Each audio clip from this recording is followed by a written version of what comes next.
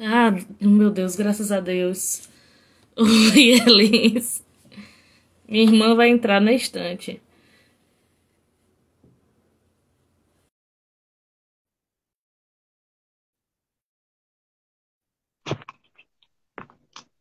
Pronto. E aí, Elis, foi. aí se alguém souber, alguém que estiver na live, se você outra pessoa souber, bota a arroba da Cláudia Rego e fixa o comentário, porque eu não vou poder fazer isso, porque foi o que gerou a questão que eu não consegui nem salvar a primeira live. Não consegui fazer o xizinho e salvar. Coloquei aí, Cláudia Rego. Deixa eu ver. Eu só não sei se eu vou conseguir fixar, porque para fixar só quem abre a live. Quem abre a live consegue fixar, entendeu? Quem não abre, Deixa não aí. consegue. Na hora de editar, eu boto o seu arroba e o dela. Pronto. É mais Pronto, fácil, que eu não sei fazer isso. óbvio. Jesus! Pelo menos Então, pessoas entrando. é, Oi, Mar. Um beijo para mamãe, minha princesinha. Bom, quem estiver entrando, manda aviãozinho, volta para a live quem já estava, pelo amor de Deus. vou Um mandar os resumo rápido. novamente. Estou mandando novamente para as pessoinhas. Nossa live é sobre educação e saúde, educação ou saúde, saúde voltada à educação. Hoje o tema são recursos manipuláveis e matemática, aprendizagem ativa, aprendizagem significativa, tudo que é importante para quem é da nossa área. Aqui são os arrobas, Nanda Alves, psicopedagoga, e o da minha convidada Elis, que eu vou passar a palavra para ela. Na primeira live eu me descrevi branca, loira, cabelo amarelo, armação cheia de informações, na pegada animal print onça, bijuterias de coração e assim vai. Como diz Elis, minha roupa verde, meus olhos verdes e minha unha verde. Como diz Elis, menos é mais. Estou tentando diminuir a quantidade de informações. Vamos É, mandar aviãozinho, bastante aviãozinho, por favor. Estamos estudando e comentando sobre o desenvolvimento motor, a importância dele para a aprendizagem em matemática no futuro. Estamos falando em atividades sensoriais, estamos falando em processos mentais, estamos falando em algo chamado psicomotricidade, tudo numa linguagem um pouco diferente da que estamos de costume. E agora eu passo a palavra para a Elis. bom, como você fez a sua audiodescrição, deixa eu te dizer, eu já fiz curso de audiodescrição. Então, a gente aprende que a gente tem que fazer a audiodescrição daquilo que a pessoa está nos visualizando em casa, né? Vamos assim imaginar. Então, estou com uma blusa cor de terra, né? Meu cabelo é longo, bem abaixo do ombro, tem uma mecha loira igual os cabelos de Fernanda, mas é só a mecha. O resto do cabelo é preto e eu uso óculos na cor azul. Então, vamos, e pele clara. Vamos lá. Falando dos 7 processos mentais, e estava falando do caderno de atividades que escrevi a convite de Cláudia Rego e que as pessoas podem comprar e devem. Ah, Elisa, é só para síndrome de Down? Não. Claro que na capa dos cadernos de atividade está escrito, ó, matemática para síndrome de Down. Mas isso não quer dizer que você não possa. Entendi. E os cadernos de atividades, porque estão maravilhosos. Nanda, o dia que você passar o olho, você vai ficar apaixonada. E o professor pode comprar, a mãe pode comprar. E foram cadernos pensados na família. Como essa família pode ensinar matemática para o seu filho em casa, com atividades acessíveis, com coisas que as crianças conhecem. Então, tem imagens coloridas, de fácil acesso. Cada bloquinho tem a informação de cada processo mental, com dicas de atividade do que fazer em casa, com brincadeiras lúdicas e prazerosas. Além disso, olha, eu mostrei os 2 cadernos, não foi? Uhum. Proeli ficou quase 7 meses escrevendo isso, antes da pandemia. Vem também as caixinhas, ó, de cada processo mental. Nanda, você ia ficar doida com Eu isso aqui. enlouqueço com um negócio desse. Ó, para a criança dizer quem é o pai, quem é a mãe. E aí tem as instruções, tá vendo? De Tem as uso. instruções, tanto o professor quanto família, que pegar esse material, gente, a criança vai longe.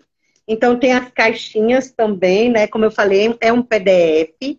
Aí a família imprime, vai imprimindo aos poucos, quem não quiser imprimir tudo, e aí vai recortando e plastificando, porque isso aqui a criança pode brincar durante 1, 2, 3, 4, 5, 6, 7, e quantos anos tiver, enquanto estiver precisando da aquisição daquelas habilidades. Por quê? Nós estamos falando de deficiência intelectual. E a gente sabe que a criança com deficiência intelectual, adolescente, ela tem um tempo de aprendizagem. Pode ser hoje, pode ser amanhã, pode ser depois da manhã. Então, é um caderno de atividade pensado para o longo de uma boa faixa etária e até mesmo de adolescentes que ainda não se apropriaram desses conhecimentos. Próxima pergunta. Estamos falando de janela de aprendizagem, né? Que é o tempo. O melhor momento para aprender, né? Que é o da criança, né? Do sujeito aprendente. Então, estávamos falando o que é o desenvolvimento motor, como ele interfere nas habilidades matemáticas e de raciocínio lógico no futuro. Infelizmente, o início da live, dessa live foi uma outra live que a gente não pôde gravar, mas acompanhando nos nossos arrobas a gente vai poder aprender, né? E vai Isso. ser gravada essa live. Isso. E vale lembrar também, Nanda, que tanto no meu canal no YouTube, quanto nas suas redes, tem lives da gente falando de matemática, das habilidades, tem lives com o professor Rubens Fonseca, que a gente fala sobre matemática na perspectiva do desenho universal. Tem lives também no meu Instagram, no meu canal do YouTube. Então, sobre matemática tem várias possibilidades, tem dicas de recursos para se trabalhar em casa, porque eu penso assim, Nanda, a escola tem um papel fundamental, óbvio e claro. O atendimento educacional especializado também tem um papel importantíssimo. A saúde também tem um papel importantíssimo nesse processo, né? Para que essa criança consiga adquirir todas essas habilidades. Mas a família é que tem um peso enorme. Por quê? Na educação dessa criança. Afinal, é a família. A criança fica mais tempo comigo ou com a família?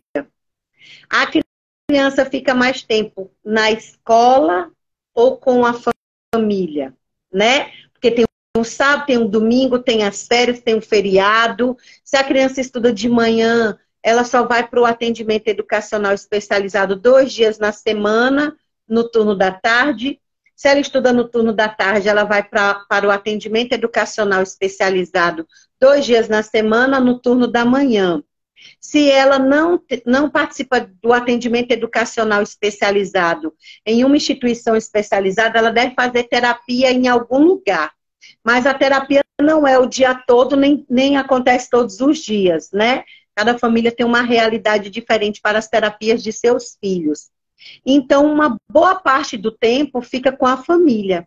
Então, se a família consegue se apropriar de um recurso desse caderno de atividades, ou de uma live como essa, e como outras lives, e pegar dicas para estimular sua criança em casa, olha que tripé massa, olha que tripé legal. Vem a escola, né? A escola, a família.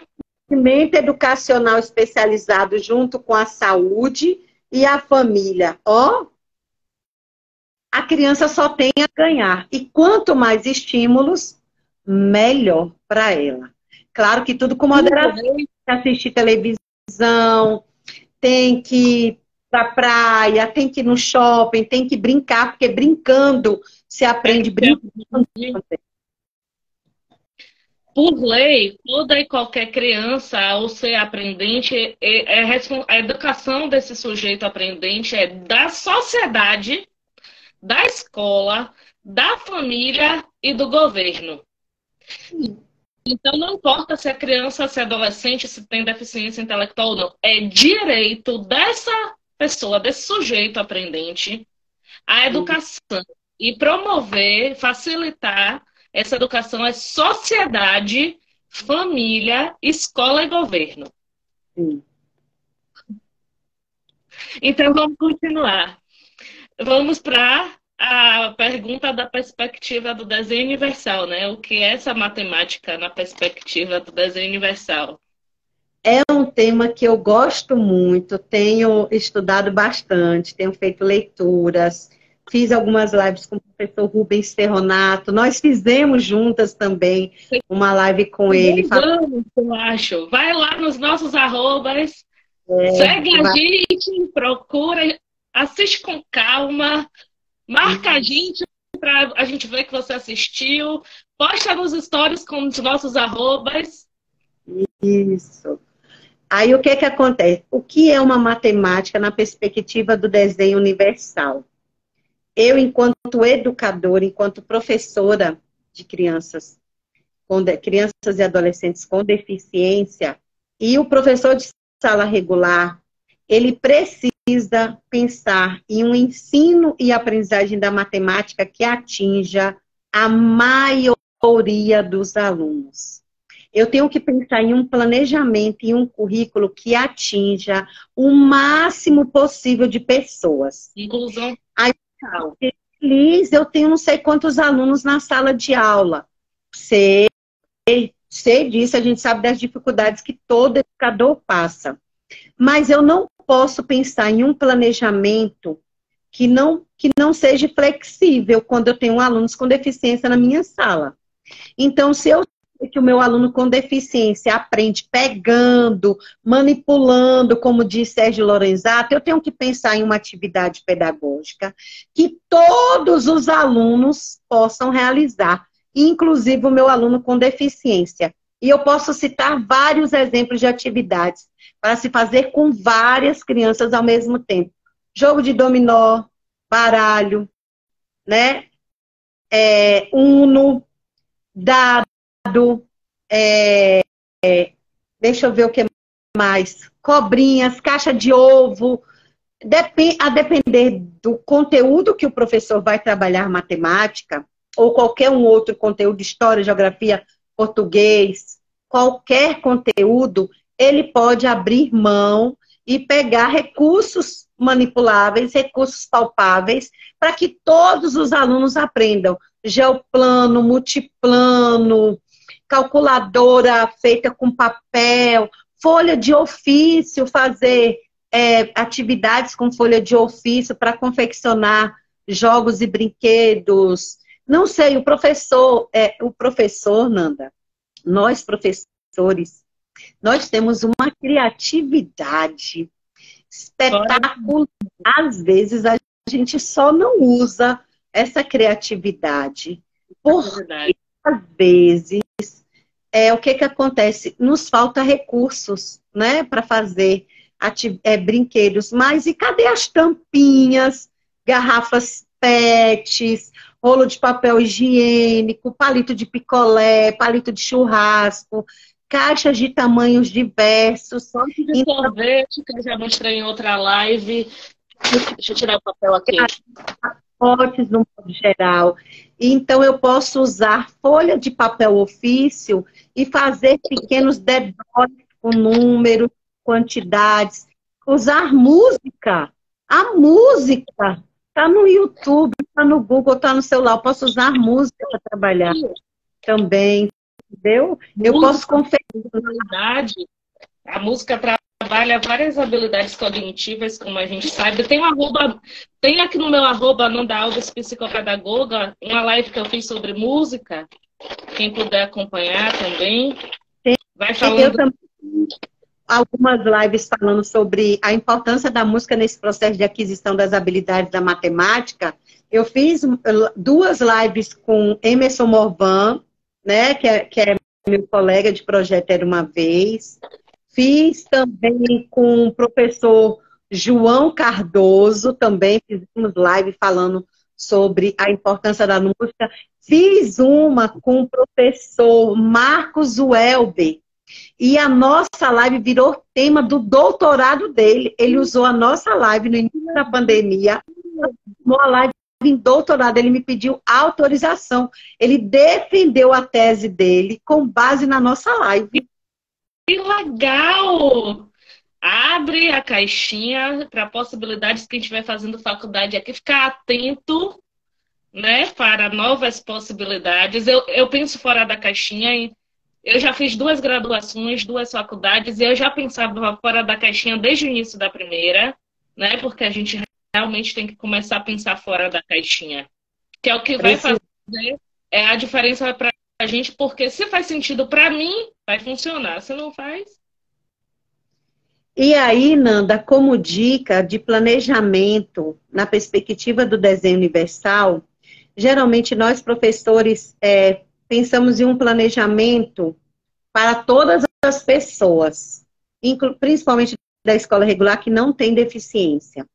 Mas quando você pensa na perspectiva do desenho universal, você tem que começar o planejamento no sentido anti-horário. Eu começo pensando na pessoa com deficiência para incluir as outras. Por quê? A partir do momento que eu faço, vamos imaginar que a gente vai brincar, uma atividade bem simples, com damas, para essa criança aprender a fazer uma atividade do processo mental, sequenciação, né? Brincar de damas não é uma brincadeira fácil, não, é difícil. Você contabilizar, você correr com as damas para frente, né? Fazer essa sequenciação dessa contagem. Mas imagine cada mesa com 4 alunos com um jogo de dama. Ah, Pro, não tenho dinheiro para comprar o jogo de damas. Vamos confeccionar esse jogo de damas? Pega-se uma folha de ofício, se transforma essa folha em um quadrado, as crianças vão fazer o desenho com as bolinhas, com as bolas de papel ou com tampas coloridas, vai brincar de dama, porque a criança ela não está preocupada com se aquele recurso custou muito ou se não custou nada, como diz Lorenzato, de custo zero, custo baixo. Ela quer saber do brincar, né? E através do brincar ela vai estar aprendendo. A criança vai funcionar sua própria dama, ou seu jogo de baralho com poucos baralhos, né, com poucas cartas, ou confeccionar suas próprias cédulas para brincar de compra e venda, de supermercado. O processo da construção do recurso pedagógico, do brinquedo pedagógico, também é um processo de aquisição de habilidades matemáticas e de habilidades motoras também. Coordenação motora fina, ampla, visomotora. Imagem corporal, né? Esquema corporal, tudo. Lateralidade, tudinho. Elis, vamos repetir só o que são esses processos mentais, porque não ficou a outra gravada e exemplos. Quais são os processos mentais que Pro-Elis estuda com base na teoria de Sérgio Lorenzato? Correspondência, comparação, classificação, seriação, sequenciação, inclusão e conservação. Quando a criança precisa ser estimulada desde a educação infantil, esses processos. Por que, Pro-Elis? Porque a partir desses processos que ela vai diferenciar número de letra, como diz aqui, ó, a nossa autora, a criança e o número. É nesse processo de aquisição das habilidades dos 7 processos mentais. Ou, segundo essa autora que eu gosto muito, Maria da Piedade, tive o prazer de conhecer na UFSCar, quando eu tive um evento de educação especial em 2016. Ela também fala da importância dos recursos manipuláveis para a construção da concepção de número. Tem esse outro autor também que fala a mesma coisa. São vários autores com teorias da mesma coisa. Esse aqui é Léo Aquil, ele fala de matemática e síndrome de Down, ele traz atividades práticas, eu gosto de livros que mostram atividades práticas, de como o professor pode fazer na sala com o aluno, porque teoria, a gente vai lá no Google e a gente lê tudo de Piaget, tudo de Vygotsky, tudo não sei o quê. Mas a gente vai entender na aprendizagem ativa mesmo. Pronto, eu gosto de livros de autores que diz assim, olha, eu trabalhei com criança com síndrome de Down, eu fiz essa atividade com X crianças e deu certo. Aí eu vou lá, pego aquela atividade e testo. Vai que dá certo com um, vai que não dá com outro, e eu vou testando, testando, testando. Então, todos os livros que eu gosto, de minha cabeceira, são falando de práticas pedagógicas. E aí vem imagens também, tá vendo? Ele falando que para criança com síndrome de Down é difícil. Olha aqui, dominó, tá vendo? Ó. Sim. Um recurso simples para ajudar. Contagem oral, sequencial da sequenciação e seriação e pequenos cálculos matemáticos. Com o dominó eu posso fazer isso. Com uma carta de baralho eu também posso fazer isso, entendeu? Entendi. Tem esse outro, Nanda, a ludicidade e o ensino da matemática de Eva Maria também. Ela traz exemplos maravilhosos de atividades para se fazer em casa ou na escola. Porque quando você faz na escola, você pode fazer em casa também. Atividades para trabalhar com luvas, com panela, com palito de picolé, com tampas de tupperware, de pote de margarina, panelas diversas. Esse outro daqui também é cheio de ideias de atividades. Tem até com palitos, com as frutas que tem em casa, comprinhas de bexiga, peixinhos que a criança pode confeccionar em casa. Tá vendo? Sim. Ó. Sim. Pescaria. Tem barbante, que eu estava falando da conversa, não lembra anteriormente? Para criança que não teste piagetiano, a criança precisa me dizer onde tem mais. Se é naquele barbante que está comprido ou no barbante que está encolhido, né? Sim. Algo comprido. Então, é conservação. Está dentro de um dos... Deixa eu colocar aqui o carregador, porque a gente não fala pouco, né?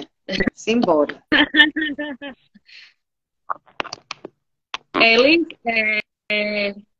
Coloca o arroba do Projeto Era Uma Vez e o arroba da Cláudia Rego.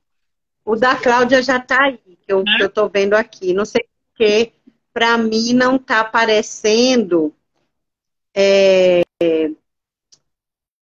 as pessoas que estão entrando na live, eu não sei, porque o Instagram, ele foi reformulado também, né? Ele sofreu uma adaptação,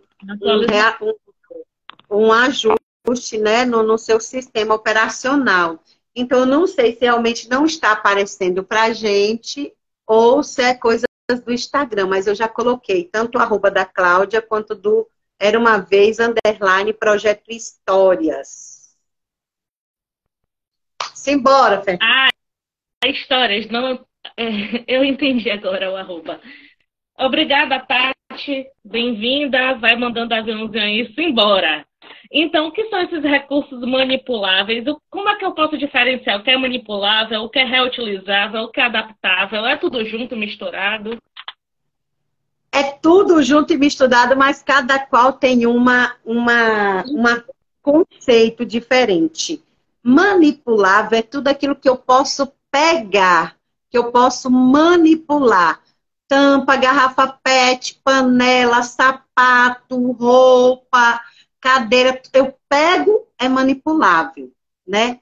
Reutilizar. Eu pego a tampa do refrigerante que eu tomei, fui juntando e resolvi com aquelas tampinhas fazer um bingo. Então, eu reutilizei aquela tampa. Reciclável já é uma outra terminologia. É aquele ato que eu pego algo e transformo em outro algo, mas que vai ter uma roupagem completamente diferente. A gente vê muito com as questões das garrafas PETs, que são recicláveis. A pessoa pega a garrafa PET, principalmente as pessoas que trabalham com coleta seletiva, né? Elas pegam garrafa PET e essas garrafas PET, vou dar um exemplo de garrafas PET. Elas vão para uma fábrica, elas vão ser derretidas em altas temperaturas e elas vão se transformar em um outro objeto, não necessariamente uma garrafa PET. Então, isso é reciclar, né? E o reutilizar é eu pegar esse pote aí que você mostrou, que antes era de sorvete, e reutilizei ele para fazer um recurso pedagógico. Sim, sim. Guardar meu filho. Eu peguei os potes de sorvete, acabou o sorvete, e eu coloco feijão para colocar no congelador, coloco comida no congelador com os potinhos de sorvete. É reutilizar, estou reutilizando. Agora, na perspectiva de Lorenzato, tem os recursos manipuláveis de baixo custo, de custo zero e de alto custo. Tem os modificáveis e os não modificáveis. Os recursos não modificáveis. Um geoplano, um multiplano, ele não é modificável. Ele nasceu para aquela função, ele vai viver com aquela função. Eu posso adaptar a atividade pedagógica. Vou dar um exemplo. O liquidificador, ele nasceu com a função de bater líquidos, né? Fazer uma vitamina, fazer um suco. Então, ele não vai sair dessa... alimentos maiores para menores e transformar um produto em outro. Isso. Então, os não, né? Como diz Lorenzato, tem os que são os transformáveis e os não transformáveis. A cartolina é um material manipulável de baixo custo transformável. Eu vou comprar uma cartolina e eu posso fazer um aviãozinho, um chapéu, um recurso pedagógico, alguma coisa, entendeu? Entendi. Estávamos falando da primeira parte sobre o jogo de encaixe, a importância do desenvolvimento motor e como isso interfere nas habilidades matemáticas, né, e de aprendizagem dos números e das operações mentais, dos cálculos, né, posteriormente. E quando você citou para mim o meu potinho de sorvete, eu pensei que também é uma forma de utilizá-lo com outros recursos por dentro para trabalhar esse jogo de encaixe. Porque esse jogo de encaixe não é apenas um encaixe, é você ficar lá ó, raciocinando para saber onde colocar, que envolve tamanho, formato, grossura, né, espaçamento entre as unidades, quantas unidades cabem. Isso, noção de profundidade e principalmente além da coordenação motora fina e visomotora, está estimulando o raciocínio lógico. Está estimulando a resolução de problemas da vida diária.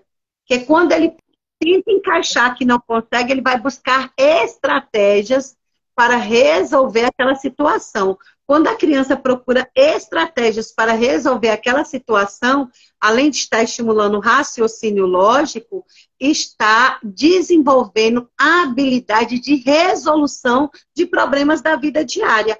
Hoje eu tenho que encaixar o pote. Amanhã eu vou tentar pagar uma fatura do meu cartão de crédito com o meu salário. O meu dinheiro vai dar para pagar ou não vai dar para pagar? Ele vai aprender a administrar, a exemplo, as finanças dele a partir dessas atividades. Estamos tendo um link com minha live na última quarta-feira de janeiro, Educação Financeira na Escola. O que a escola precisa saber sobre educação financeira? Estamos fazendo o link. Eu amo matemática, então logo eu amo atividades com dinheiro. No caderno de atividades, tem o caderno vermelhinho, é somente sobre o sistema monetário. Várias atividades para as crianças brincarem de compra e venda, ó, de resolver. Incrível. Dinheiro, fia. Alguém quer perder dinheiro? Não. Não. Primeiro, a gente aprende matemática mais rápido. Quer ver? Vou dar um exemplo. 1 mais 1. A criança vai contar no dedo, vai contar tampas, e às vezes não vai chegar no processo. Mas eu digo assim, R$ 1 mais R$ 1, pro é R$ 2. Mas aí cabe o professor fazer com que ela consiga perceber e fazer essa relação com os outros numerais, o do 1 com 1, o da idade, o do número do telefone, o do número da casa, a data de nascimento. É o mesmo número que tem na cédula, é o mesmo número que de repente vai estar na data do meu aniversário, na minha idade, no número da minha casa, no número da minha rua.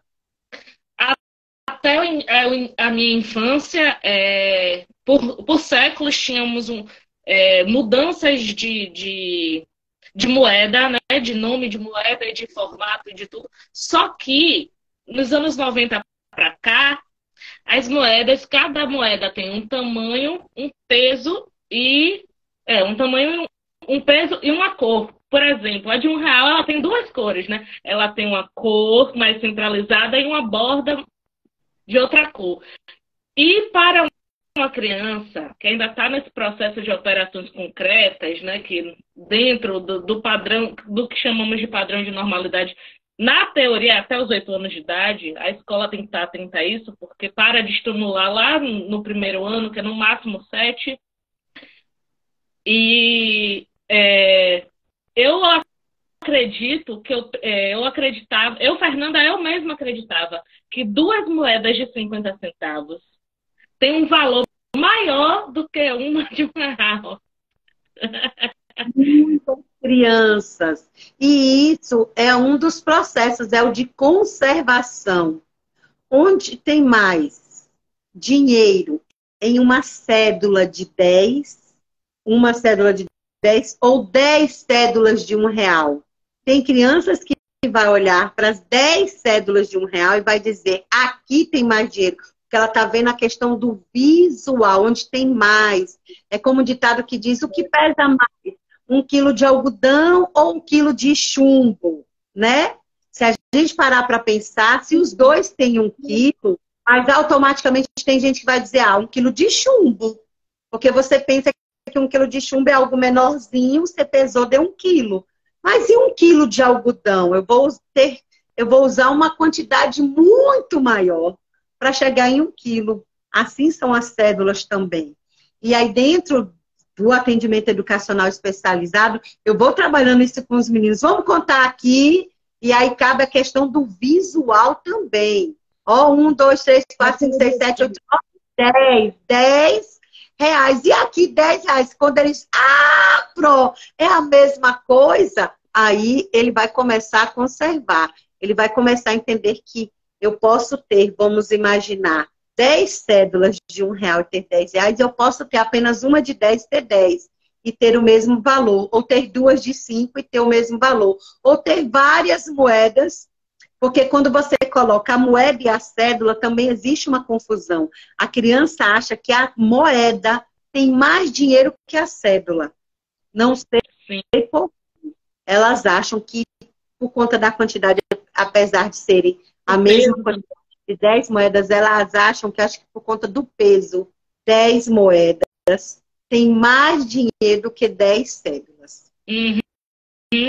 Estávamos na pergunta como facilitar uma alfabetização ativa e significativa. Então é disso que estamos abordando. Bem-vinda, Luciene, entre outros. Aviãozinho, aviãozinho, aviãozinho. Vamos continuar. Quando a gente Nanda, em uma aprendizagem ativa, a gente tem que pensar em uma atividade funcional. Uma atividade funcional é aquilo que faça sentido para aquele sujeito e que seja, de fato, funcional na vida dele do cotidiano. Amo matemática, mas aí também eu concordo com uma autora que eu vou lhe apresentar, que eu já tinha lhe apresentado, Fernanda Terezinha Nunes, está vendo? Fernanda Terezinha Nunes, Fernanda. Ela fala na vida dela na escola 0. E aí ela traz em sua obra exemplos de atividades funcionais de pessoas que não foram alfabetizadas naquela época, da época do teste de admissão, como engenheiros, pedreiros, né? Que eram os pedreiros, os engenheiros da época, que trabalhavam com a construção civil, né? Antes do decreto da exigência de um engenheiro com diploma formado nas obras, do marceneiro, do carpinteiro, né, das mulheres de muitos anos atrás que trabalhavam em hospitais sem o conhecimento teórico da universidade, mas que aplicavam injeções, tiravam sangue e faziam medidas de medicamento, etc. e tal. Então, Terezinha Nunes traz isso na obra dela. Essas são atividades funcionais que eu aprendo para a vida. E não quer dizer que eu precise passar pelo banco da universidade para adquirir esses conhecimentos. E aí eu lembro, quando eu li a obra dela, eu lembro de meu pai. Meu pai não tem grau de escolaridade. E meu pai, naquela época, alguns anos atrás, é como se fosse um engenheiro hoje. Uma obra só poderia ser erguida com o aval de meu pai. Então, ele sabia de cabeça quantidade de tijolo, de cimento, metro de areia. Só em olhar uma parede ele já sabia. Ele não tinha o conhecimento teórico, mas ele tinha as habilidades funcionais adquiridas no cotidiano, no dia a dia. Entendeu? Uma cozinheira. Tem mestre de cozinha, né? Faz o curso de gastronomia, vai ser chefe de cozinha. Mas tem cozinheiras que de cabeça elas dizem os ingredientes para se fazer uma comida e que é maravilhosa. Então, são atividades funcionais, atividades para a vida. E quando eu penso na pessoa com deficiência intelectual, eu tenho que pensar em atividades para a vida, principalmente aquelas que envolvem o sistema monetário. Ele precisa gerir o seu dinheiro, o dinheiro que ele recebe do BPC, ele precisa tirar esse dinheiro do banco, ele vai precisar pagar a conta, pagar água, pagar a luz, ajudar na alimentação, ou então se ele já mora sozinho, ou se ele resolveu casar. Então, é uma atividade funcional e que ele vai carregar para o resto da vida. Parabéns ao pessoal do projeto de um rapaz que já é adulto, da Unlícia, muito famoso, de gastronomia, um rapaz com síndrome de Down, né? Ele se tornou gastrônomo, especialista em fazer comidas gostosas. É incrível, é um bom exemplo, né? De transformar essa funcionalidade, esse letramento, essa vida ativa, tudo que faz sentido para mim, em algo. Nós sabemos que a leitura e a escrita é importante, mas quando a gente olha, para quem está assistindo a live ou para quem vai assistir depois, quando a gente olha para o nosso antepassado, os nossos pais, a depender da faixa etária que temos, os nossos avós, os nossos tataravós, as nossas antigas gerações, que não tinham habilidades, né, de conhecimentos teóricos escolar, né, conhecimento escolar, e eles conseguiam gerir as suas vidas, as suas famílias, casar, ter filhos, entendeu? Pagar suas contas. Então, a gente precisa trabalhar com isso. É importante ler e escrever? Mas e se a criança não alcançar a habilidade da leitura e da escrita? Então, acabou para ela? Não. Habilidades funcionais. Tem gente que pinta maravilhosamente bem. Tem gente que canta. E aí a família precisa descobrir a habilidade daquela criança, daquele adolescente. Tem criança que nada muito bem, que é judoca, que é atleta, que é paralímpico, que faz uma comida muito bem, ou que arruma, menina, não é todo mundo que arruma uma casa muito bem, não. Tem gente que dá baile em arrumação de casa, sabe? Ou que passa uma roupa muito bem, ou que vai trabalhar no supermercado, ou que aprende a trabalhar com o sistema monetário, com as cédulas, mesmo sem saber ler e escrever. e dar um baile em pessoas, entendeu? Então a gente precisa pensar nisso. Ah, tá, não aprendeu a ler e escrever, ou está demorando, ou ainda não chegou o dia. Não desista. Primeiro, não desista. Segundo, não deixe de estimular. Terceiro, vamos trabalhar com atividades funcionais. Exatamente. Estimulação, motivação, incentivo, não capacitismo, acreditar que o outro pode e que a melhor forma de aprender é fazer.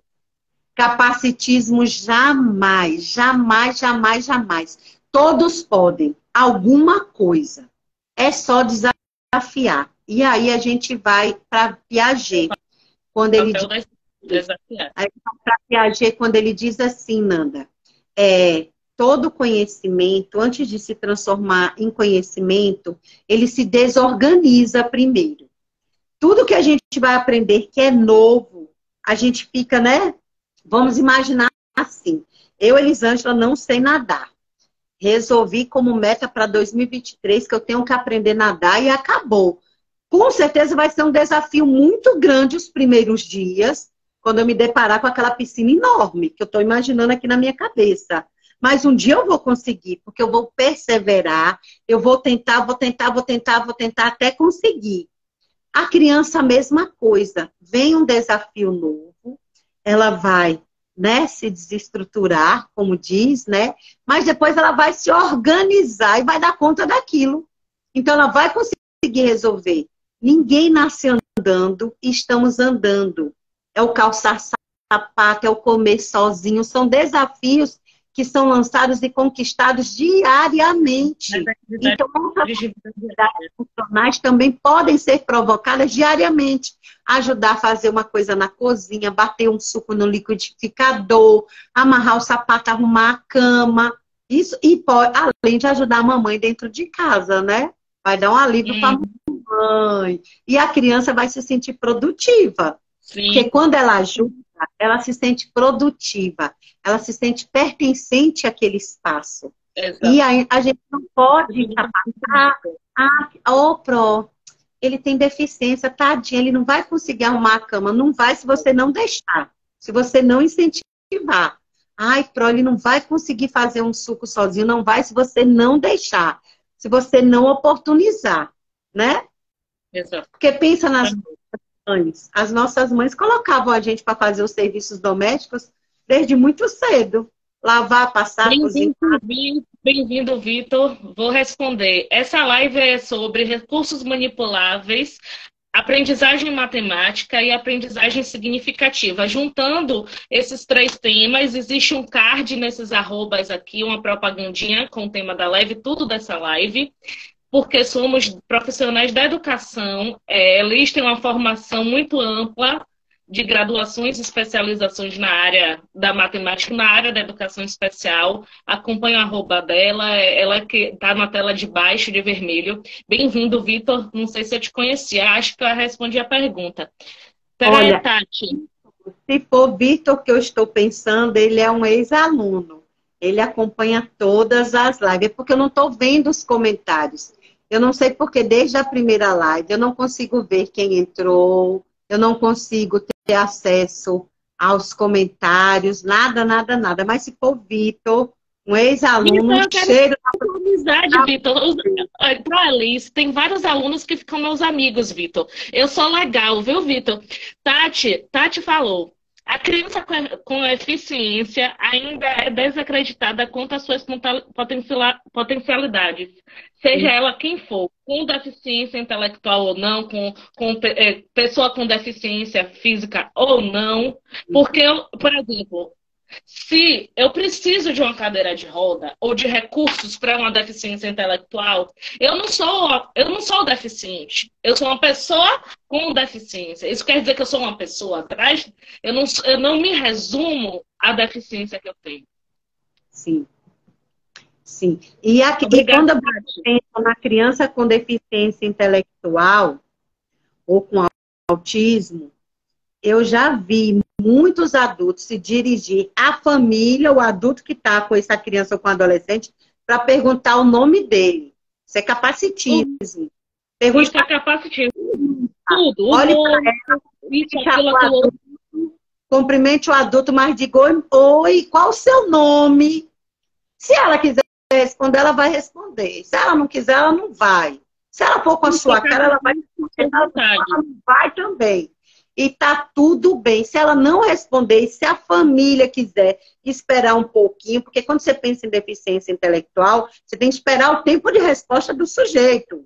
Não é você perguntar assim, 1 mais 1, e esperar que prontamente ele diga 2. Não. 1 mais 1, ele vai procurar, né, no seu HD interno, uma referência para isso. Ah, não tem a referência, tem deficiência intelectual, não preciso dizer a ele que é 2. Eu vou oportunizar umas tampinhas para ele contar. 1, né? Mais 1, 2. Ah, pro 2, pronto. Deixa a criança chegar no resultado. Eu não tenho que dar as respostas. Eu tenho que mediar o processo de aquisição de habilidades e não dar todas as respostas. Senão ele não vai estar aprendendo, ele vai estar decorando. E quem decora não aprende. Eu falo direto, quem decora não aprende. E eu sou a prova disso, eu não decoro nada. E eu não faço nada sem saber por que eu estou fazendo aquilo ali. Sim. Aprendizagem seguinte. Por que você está vendo os comentários? Eu não consigo ver comentário nenhum, nada, ninguém, nada. Eu não posso te responder isso, é um segredo meu. Ah, mas você está erradíssima, né? Que eu queria ver os comentários. A verdade é que eu não sei por que você não está vendo. E eu não quero mexer para não dar outro problema sério daquele. Então, vamos voltar para o assunto. Depois a gente vê com alguém que entende. Galera da TI, nos dá aula depois, por favor. E adolescentes que entendem também, né? Que é quem mais inteligente quem mais entende dessa área. A gente vai um pouco voltar para a parte mais burocrática, o que é alfabetização matemática e o que é deficiência intelectual. São perguntas diferentes, mas que elas vão se entrelaçar, né? Bom, a alfabetização matemática é o processo de aquisição dos conhecimentos matemáticos, que estão com base também lá nos 7 processos mentais. É o diferenciar o número de uma letra, o azul do preto, o rosa do vermelho, é a aquisição, é a apropriação dos conhecimentos básicos da matemática. Na alfabetização das letras, como muitos teóricos usam essa terminologia, alfabetização das letras, não é o conhecimento de letras, da escrita das letras, da escrita do seu nome. Na alfabetização matemática, é tudo relacionado com a matemática. É a aquisição da sequência oral, da oralidade matemática, da leitura de um valor, do pegar um encaixe do supermercado e falar: ah, nossa, o feijão está custando R$2 e não sei quanto. Ou, nossa, o arroz está mais caro nesse supermercado e mais barato no outro. Alfabetização matemática. Ou diferenciar o número 1 do número 2. Ou que o número 1 está contido no número 2. O número 2 está contido no número 3. O número 3 está contido no número 4. Alfabetização matemática. Ou, quer ver, tem números que se parecem com letras, né? Quando você é dependente da forma da escrita. O número 7 se parece com que letra? Número 7, me ajude. O meu F? Não, eu acho que acredito. Ele se parece com F, ele se parece com a letra T. No processo de aquisição da escrita, nós adultos, a gente sabe que 7 é 7, F é F, T é T. Mas a criança, quando está no processo da diferenciação, que é o que Lorenzato fala lá, quando ele está comparando e correspondendo todas as informações que estão chegando no seu HD interno, existe essa confusão, assim como o B e o P, para posição contrária. Muitas Isso crianças... não é matemática, mas é algo do tipo BDPQ. Pronto, que também é um conhecimento de habilidades que se aprende na matemática. Porque o P de cabeça para baixo é P, mas de cabeça para cima é um B. E através da comparação e da correspondência que a criança vai chegar nessa diferenciação. E deixa eu te dizer um pouco mais, Nanda. Já existem teóricos, já existem estudos que comprova, cientificamente provado, que o processo de alfabetização das letras, quando associado com estímulos do raciocínio lógico, dos processos mentais, favorece a essa ampliação ainda mais rápido. Tem gente que diz assim, eu vou ensinar primeiro meu filho a escrever. Quando ele estiver lendo e escrevendo, eu vou ensinar os números. Esse processo não é natural. Engano, porque a matemática e a comunicação e a linguagem andam juntas, é inassociável. Juntinhas, amigo, venceremos, tipo casadinho e beijinho, esses docinhos de cores diferentes. Por quê? Deixa eu te explicar. Quando a criança vai trabalhando a estimulação do raciocínio lógico, lá com aquele brinquedo do encaixe, vai estar ajudando no processo da alfabetização e letramento também. Quando Exatamente. aprendendo a corresponder e comparar, ele vai estar correspondendo e comparando a diferença da letra P e da letra B. Quando ele aprende a classificar, ele vai trabalhando com verbos. O verbo do passado e do presente e do futuro são verbos diferentes. Olha como é interessante. Então, tem gente que diz assim, eu vou começar primeiro a ensinar a ler e escrever e depois eu ensino a matemática.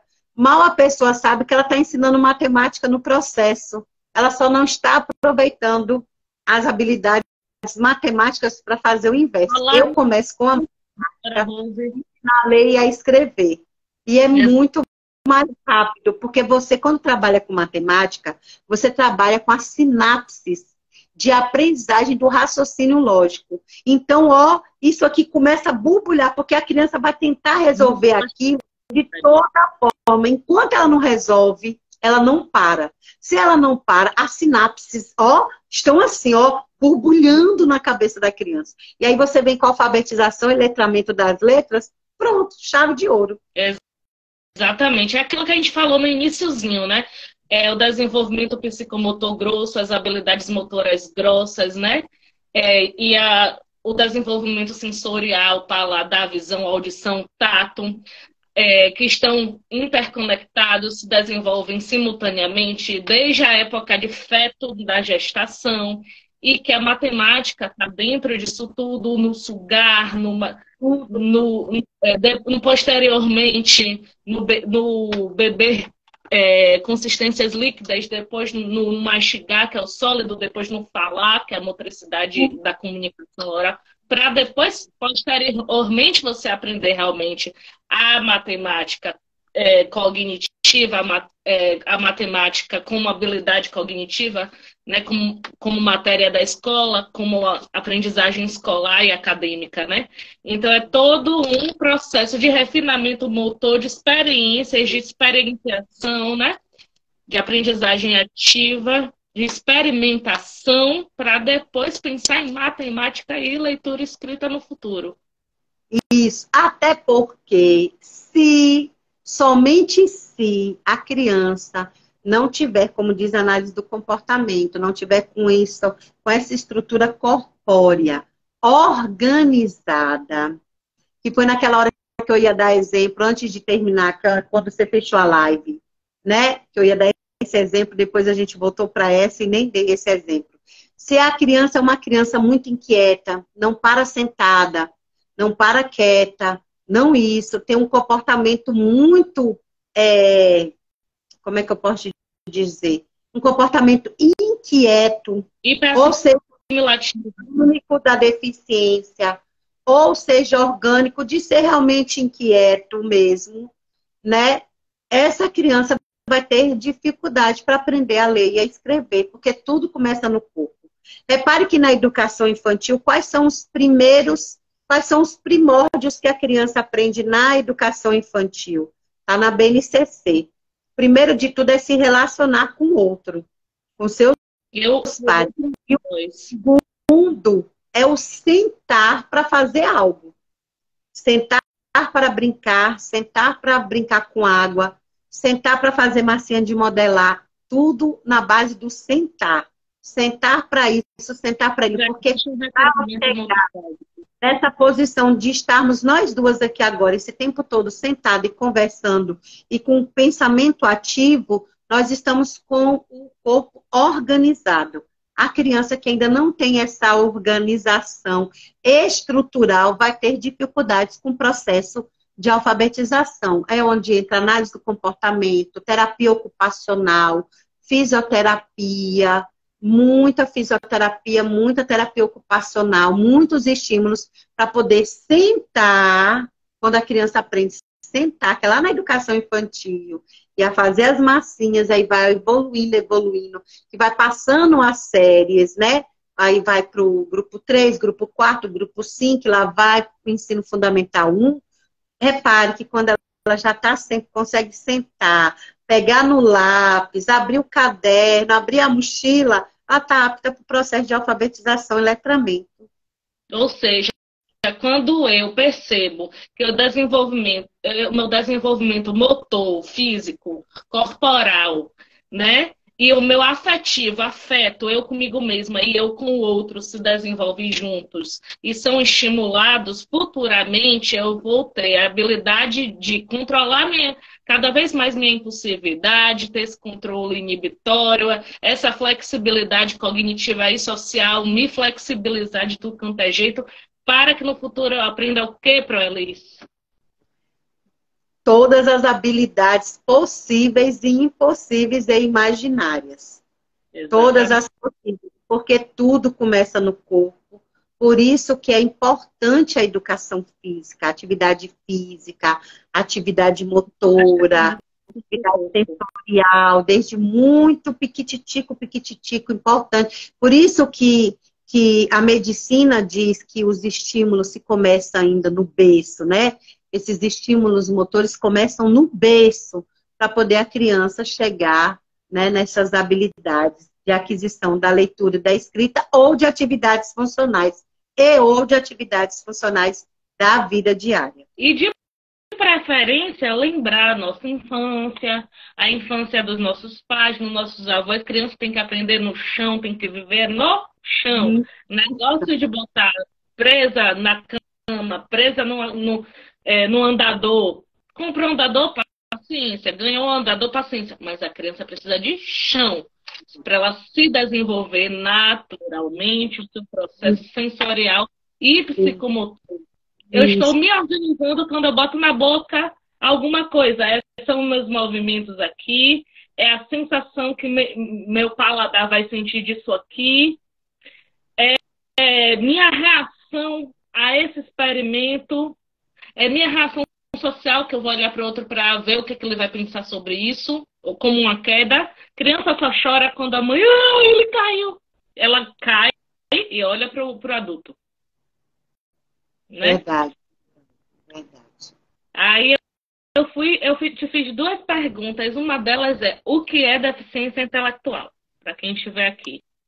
Pronto, vamos lá. Deficiência intelectual, de acordo, né, com a saúde, de acordo com o DMS, é considerado deficiência intelectual aqueles sujeitos que têm um QI abaixo da média. Falando assim mais claro, são crianças, adolescentes que apresentam dificuldades para aprender a ler, a escrever, a realizar atividades funcionais, a realizar atividades sociais e coletivas. Não quer dizer que todos não vão, mas está dentro das características, não vão ter uma boa relação, nem com não vai ser com todo mundo, ele vai precisar primeiro se aproximar através, como você disse anteriormente, da afetividade, né? A afetividade é muito importante nesse processo de aquisição do conhecimento, porque quando a criança ela se aproxima do professor, se aproxima da família, do seu terapeuta, ela se sente segura e confiante para continuar tentando e evoluindo e evoluindo. Então, precisa dessa afetividade. Então, o sujeito com deficiência intelectual é aquele que vai apresentar, de fato, dificuldades na aquisição das habilidades, né, de leitura e escrita, que são as habilidades escolares, das habilidades sociais, né, e nas suas relações pessoais e interpessoais. São todos? Não. De jeito nenhum. Tem menino que não apresenta dificuldade nenhuma em se relacionar com seus pares, nem com o diferente, mas apresenta dificuldade na aquisição da leitura e da escrita. Tem uns que vão começar a ler antes, tem outros que vão começar... Tem criança que aprende a ler com 5, 6, 7 anos. Tem criança com deficiência intelectual que vai aprender a ler com 11, 12, 13, 14, 15, porque ele tem o tempo dele do aprender, né? Tem as cognitivas. Tem as barreiras cognitivas, entendeu? Barreiras cognitivas. E a partir de qual idade uma criança com deficiência intelectual pode aprender? Desde o dia que nasce. Porque, olha, lembre-se. E ser alfabetizada. Crianças não têm idade. Porque tem criança que não tem deficiência intelectual e que, às vezes, o seu processo de aquisição das habilidades também demoram tanto quanto. De acordo, né, com Emília Ferreira, com Ana Teberoski, com a saudosa, né, Magda Soares, de acordo com essas pesquisadoras, entre 6 e 7 anos, uma criança vai sair do pré-silábico para o silábico alfabético. E vai estar alfabética quando tiver, vamos imaginar, com 13, 14 anos, certo? Mas nós vivemos um país de pessoas de alfabetos funcionais. Pessoas que aprendem a ler e escrever e que às vezes não conseguem interpretar um texto ou escrever uma redação. A gente tem escutado muito isso nos últimos anos. Então, não existe uma idade certa para o aprender. Diz os teóricos que entre 6 e 7 anos. Mas quando a gente pensa em crianças com altas habilidades que aprendem a ler sozinhas com 4 anos, 5 anos de idade. Elas não. Quando tem crianças com síndrome de Down que aprendem a ler com 6, 7 anos de idade, junto com as outras crianças da mesma faixa etária. Porque depende dos estímulos. E exatamente. Das oportunidades de aprendizagem. Também depende do comprometimento cognitivo. Tudo isso é levado em consideração. Tudo é levado em consideração por conta do tempo de aprendizagem de cada criança, de cada sujeito. Talvez eu, Elisângela, com a minha idade hoje, se eu quiser, talvez eu aprenda inglês. Talvez não, talvez eu não consiga. Entendeu? Então, depende de cada sujeito. É muito orgânico, Nanda. Tem criança que vai aprender, tem criança que não tem deficiência nenhuma. Nenhuma. E aí a gente vê aquela criança reprovando o ano, primeiro ano, segundo ano, terceiro ano, quarto ano, porque de acordo com a BNCC, a criança tem até 4 anos, até o quarto ano para se alfabetizar. Está na lei, na BNCC, está nos PCNs, eles dizem que tem até o quarto ano para se alfabetizar.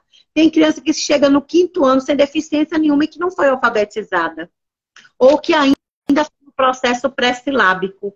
Então, isso é muito orgânico e depende de muitos fatores. Essa criança, a família que ela mora, é estruturada? Ela recebe estímulos? Ela passa fome?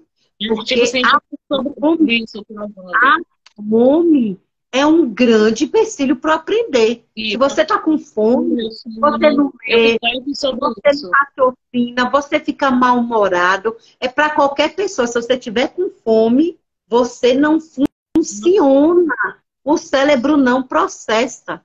Então, isso depende muito. É muito orgânico, Nanda. Muito orgânico. Exatamente. E relato de de crianças com deficiência intelectual para ser alfabetizada, a idade mínima de alfabetização, tem alguma idade mínima? Acabei de dizer, não existe. Nem para quem tem deficiência intelectual e nem para quem não tem. É orgânico. Vai depender de cada ser, de cada sujeito. Pode ser que se alfabetize com 6, pode ser com 7, pode ser com 10, pode ser com 11. É orgânico. Aí nem a literatura vai dar conta. Não vai dar. Exatamente. É aquela sensibilidade do professor em sala de aula. Nem Emília Ferreiro, Ana Teberoski e Magda Soares deram conta. Elas fizeram uma estimativa. Nessa faixa etária, a criança vai estar pré-silábica, que é quando ela começa a fazer aquelas garapitas. Nessa faixa etária, quando ela consegue associar os fonemas, né? Vamos supor, ma, formar ma, né? É a letrinha me, letrinha a consciência fonológica, né? Então, ela vai estar ainda no pré-silábico, mas no nível 2, né? Porque o pré-silábico é dividido em 3 níveis. E aí, depois, ela pode estar alfabética ou semi-alfabética ou no processo de aquisição silábico-alfabético. Então, é muito orgânico e depende de cada sujeito. É como dizer assim, e na alfabetização matemática, como isso funciona? Da mesma forma. Eu apresento uma caneta, ele vai me dizer, aqui tem quantas canetas? 2, 10, 20, 50. Ele ainda não se apropriou. Não, Pro, aqui tem uma caneta, aqui tem um dedo, aqui tem 5 dedos. O processo com os números funciona da mesma forma. Muito bom. Não. Bem-vindo a Dai, nenhum comentário específico. Então, quando a gente fala disso tudo, a gente relembra casos do que você chamou de aprendizagem funcional, né? Funcionalidade, que é o letramento real, aprendizagem para a vida, que a gente bateu nessa tecla. Eu acredito que a gente fazendo esses projetos e trazendo a público maior, o público mais amplo, democratizando informação, a importância do desenvolvimento motor, do brincar, do aprender significativo, a gente está fazendo um papel de social mesmo, um papel de democratizar conhecimento mesmo, porque é o que a gente está precisando. Elisa, eu estou querendo fazer outras lives com você, depois eu te falo em off, porque uma live não dá conta de tudo, não. É muita informação, mulher. E olha que não é a primeira live que a gente faz, viu? É muita informação. Enquanto ninguém comenta nada, mostra os livros de novo. Por favor, já que mostrando a outra não pode ser gravada. Os livros dos teóricos que eu gosto ou os cadernos de atividades? Tudo. Primeiro os livros dos teóricos que você gosta e depois os cadernos de atividade. Pronto, vou começar com os meus queridinhos.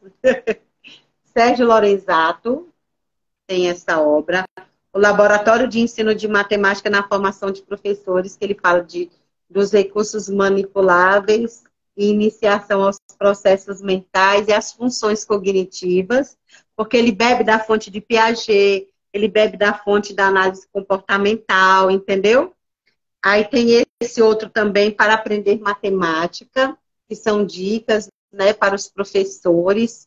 Vale lembrar que Lorenzato, ele é pós-doctor em matemática, assim como o Rubens Ferronato, que é um autor que eu gosto muito, e eles não na diferença que Rubens Ferronato, a pesquisa dele foi voltada para pessoa com deficiência visual, e ele criou, né, um multiplano para ensinar um aluno com deficiência visual a aprender matemática. Logo, os alunos que não tinham deficiência, olha a matemática na perspectiva do desenho universal.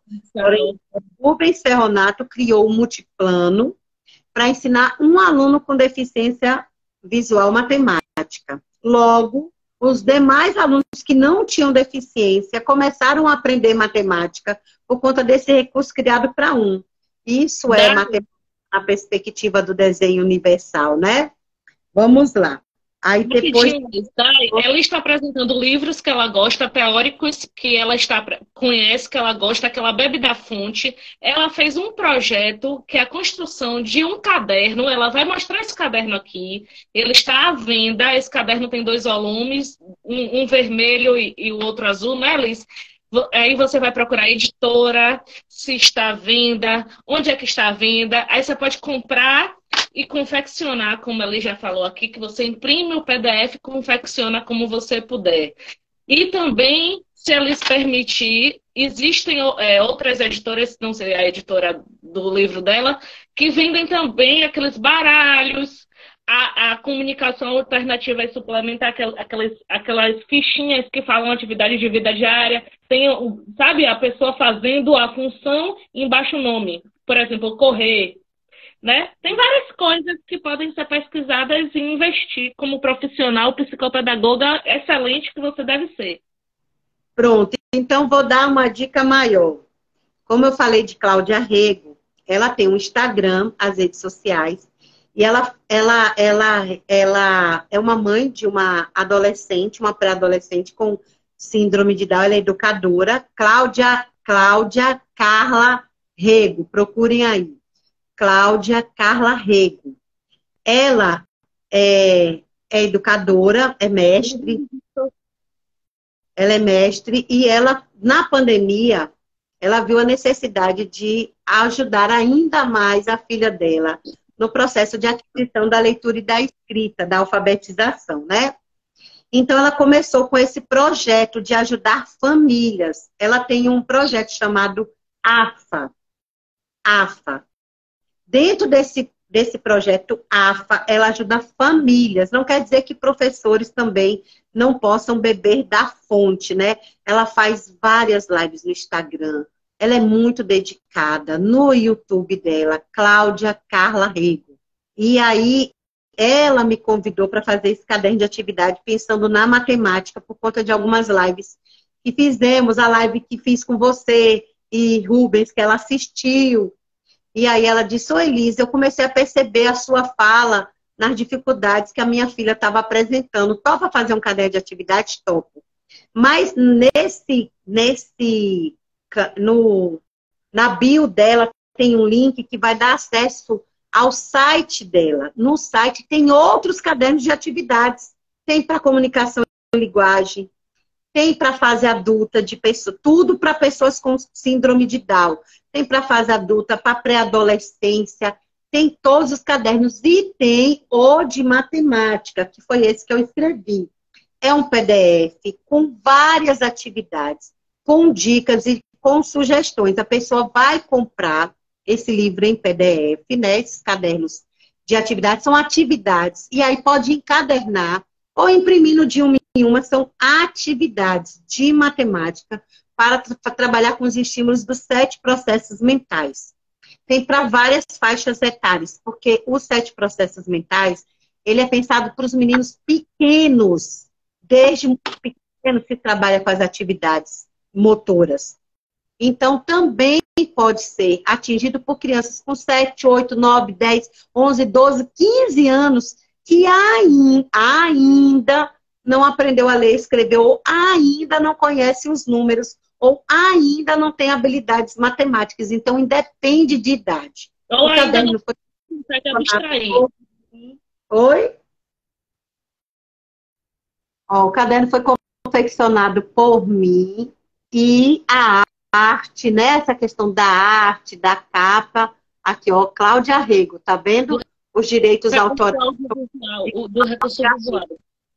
Isso, todo Cláudia Rego. Então, tem os cadernos todos são atividades com imagens reais, com sugestões de atividades, com dicas, com imagens de coisas que as crianças, né, têm acesso e conhecem, de frutas, de tudo. É um caderno, esse caderno azul, deixa eu ver se dá para saber quantas páginas tem. Em cima tem dizendo como o adulto fazer aquela atividade e estimular a criança a realizar aquela idade, ó, adulto. Aí tem dizendo o que ele fazer, tá vendo? Bem mastigado, coisa de Proelis, viu? bem mastigadinho. Aí tem esse caderno, o azul. Tem esse caderno vermelho também de atividades, todo de atividades.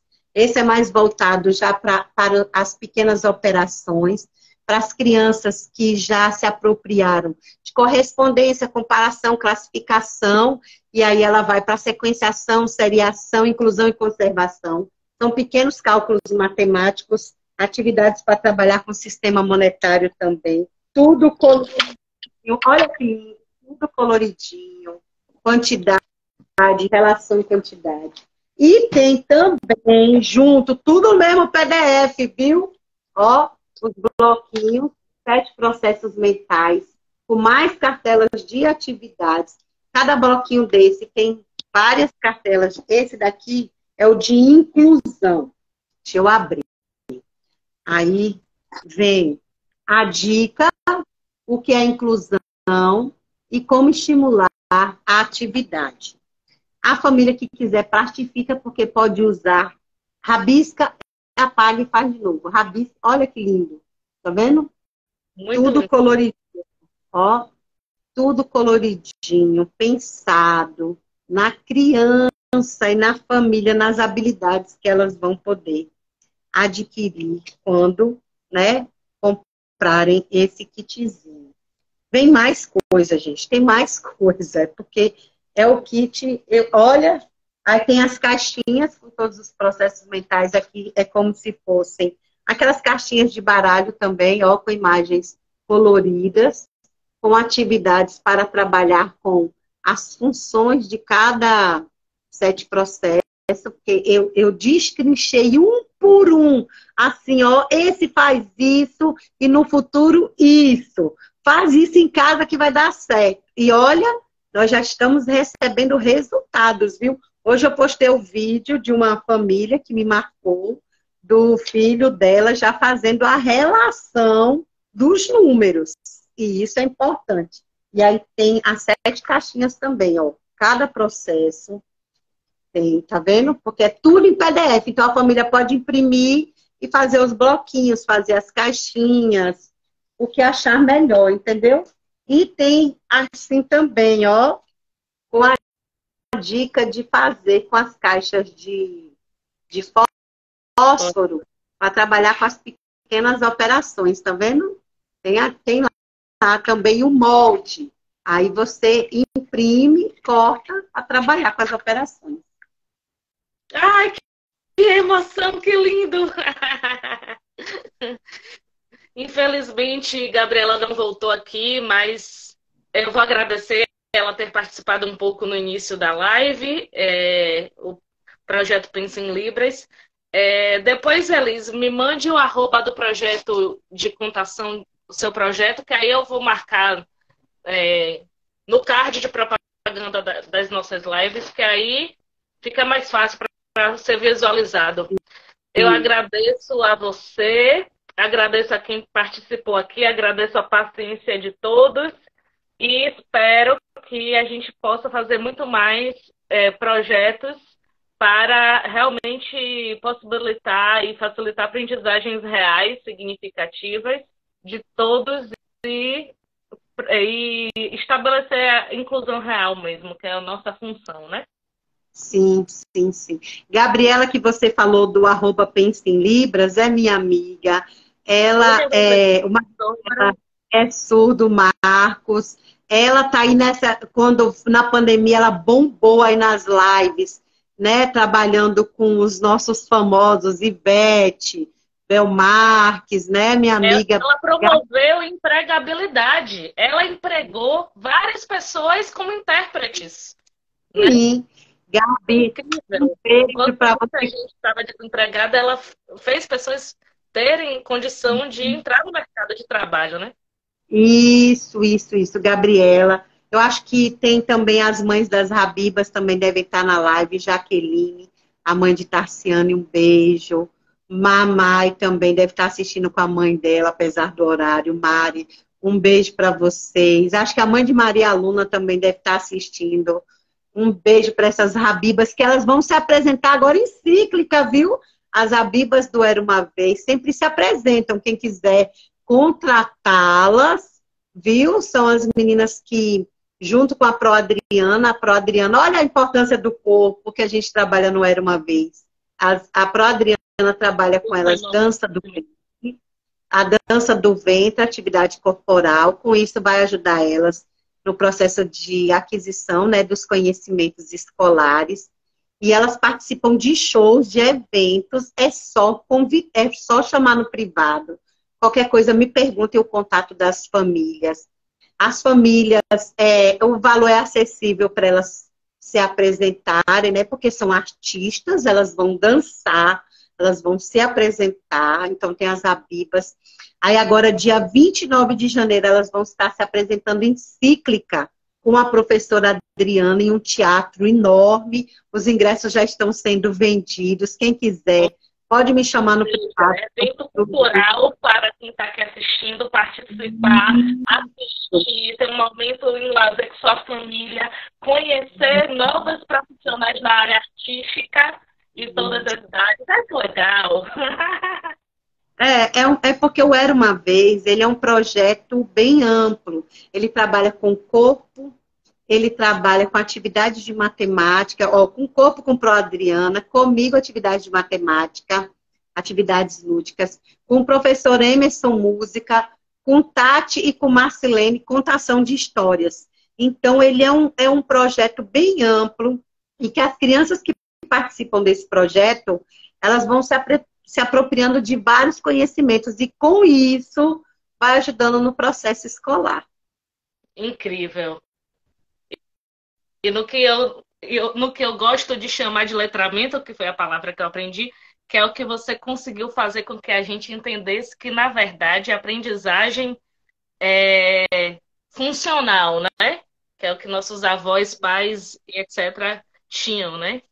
Que era aprendizagem ativa, que a pessoa não era acomodada, a pessoa não esperava que caísse do céu, ela ia e fazia e aprendia fazendo, que é o que falta um pouquinho em estimular nossos adolescentes e, e adultos que fazem faculdade, né, e cursos de nível superior, porque o curso técnico ele tem muita prática, então o curso por si só já estimula, mas crianças na segunda infância, adolescente e adulto na faculdade, a gente tem que suar a camisa para mostrar. Ou você aprende fazendo, ou você não aprende. E a gente geralmente aprende fazendo. É mais saboroso, é mais prazeroso quando você aprende fazendo. Bem-vindos e bem-vindas todos que estão aí. Agradeço a compreensão, agradeço a Elis. Novos projetos virão. Ei, Manu! Maria Lu. Bem-vinda, Manu. Repete só sua formação, que é pouquinha. Você fez quase nada. Repete só sua formação aí para a gente encerrar. Bom, eu sou pedagoga, psicopedagoga, especialista em deficiência intelectual e múltipla, especialista em análise do comportamento, especialista em atendimento educacional especializado. Eu tenho que vir para os dedos, que às vezes eu esqueço. Atendimento, análise do comportamento, deficiência intelectual, psicopedagogia. Está faltando uma, que agora até eu me perdi com as especializações. Deficiência intelectual, psicopedagogia, análise comportamental, atendimento educacional especializado. Está faltando uma. Está faltando uma, esqueça. Abafa o caso. Está lá no meu Lattes. Vai lá no arroba Elis Cardoso, Elis com Y, que aí Elis conta se quiser. É verdade. Manuzinha, meu amor, um beijo para você aí, uma menina linda, uma artista. Eu quero fazer amizade, mano. Os alunos de Proelis são meus amigos. Todo mundo que me conhece porque é aluno de Proelis fica meu amigo. Vale a pena você convidar a Manuela para uma live. Ela é artista, ela é desenhista, ela é um espetáculo de adolescente. Vou fazer uma live de contação de história em fevereiro. que a história, a protagonista da história tem uma linguagem mais adulta, tem um contexto mais adulto, porém, depois eu vou ver com Pro Elisa a questão de contação de live de contação de histórias aqui no meu arroba.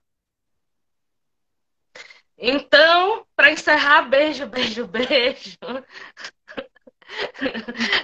Pelo convite, Nanda. Obrigada por ficar até aqui. Obrigada para quem vai estar assistindo depois também. O nosso muito obrigada.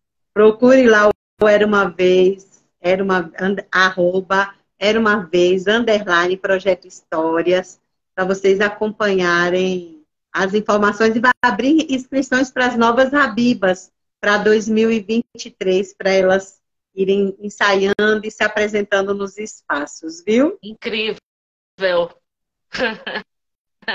Beijo, beijo. Beijo, tchau, tchau. Quem ficou até aqui.